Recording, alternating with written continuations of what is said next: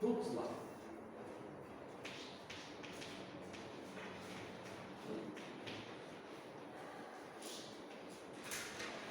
Hooke's law. Okay. Now, if you now you have learned about stress, you have learned about strain.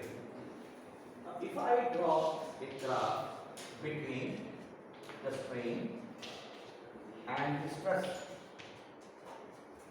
okay, it is observed that the shape is like this, a straight line up to a certain limit.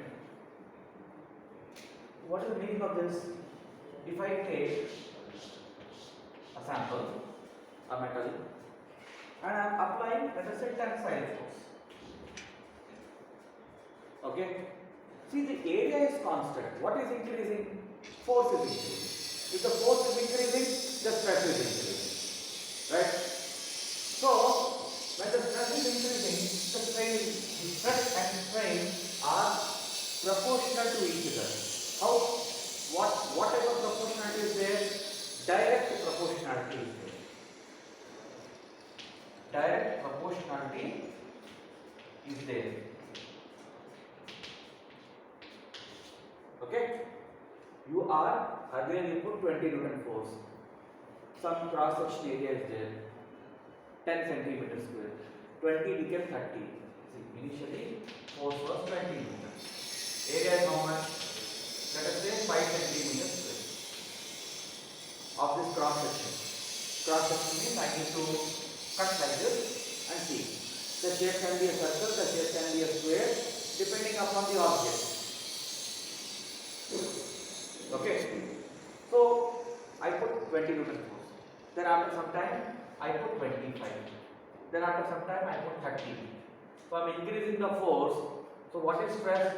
Force upon area.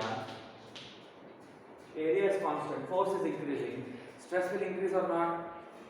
The stress is increasing. So proportionately strain also will increase. And this will keep on going until a point. After which they won't. This is a linear variation. This is which type of variation? Linear variation. If you look at mathematically, if you say it is y is equal to mx type of graph, y is equal to mx type of graph. What is the degree? What is the power of this? 1. If the power is 1, it is a linear variation. Up to a point, they behave like this. So this is Hooke's law.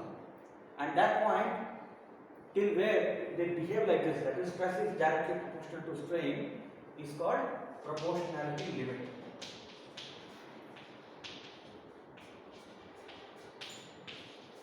So what does Hooke's law say?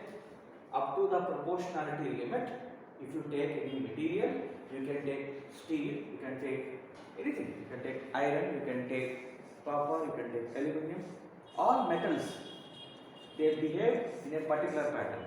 What is that pattern? The stress is proportional to strain up to a proportionality limit. The proportionality limit of steel can be different, the proportionality limit of aluminum can be different. But the behavior is like this.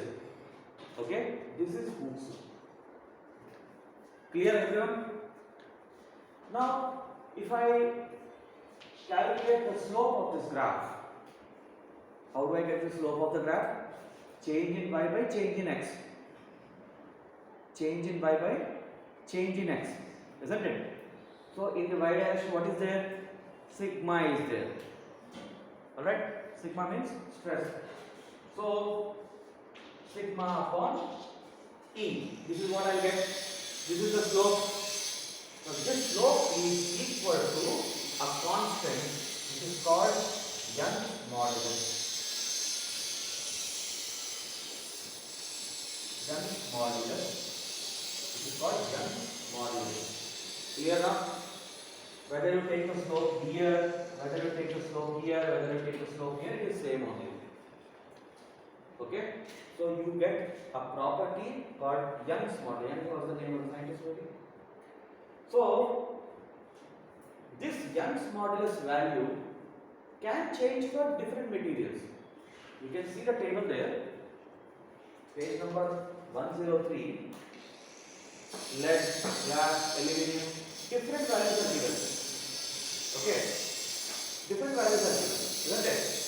So Young's modulus, it is Young's modulus. Now what is Young's modulus? It is the ratio of stress and strain. Ratio of stress and strain gives you up till where? Up till the proportionality limit.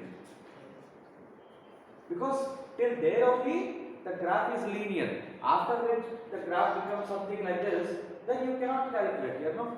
Here definitely you can say the slope is this much. So beyond that what happens? Beyond that it enters into plasticity.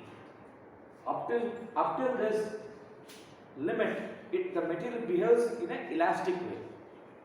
Up to the proportionality limit, and little bit beyond proportionality limit also, it behaves as an elastic thing only. You understood what is elastic? You remove the force, the material will gain back its shape. Beyond that, it starts behaving in a plastic way maybe. Clear? So this ratio is called Young's modulus. Okay? Different material will have different Young's modulus. What is the unit here? Whatever is the unit of stress, that is the unit of Young's modulus. Because I already told you that strain does not have any unit. So the unit of Young's modulus will be Newton per meter square or Newton per mm square, depending upon the case. Okay? You can see there, like lead is given as 1.5 into 10 power 10 pascals.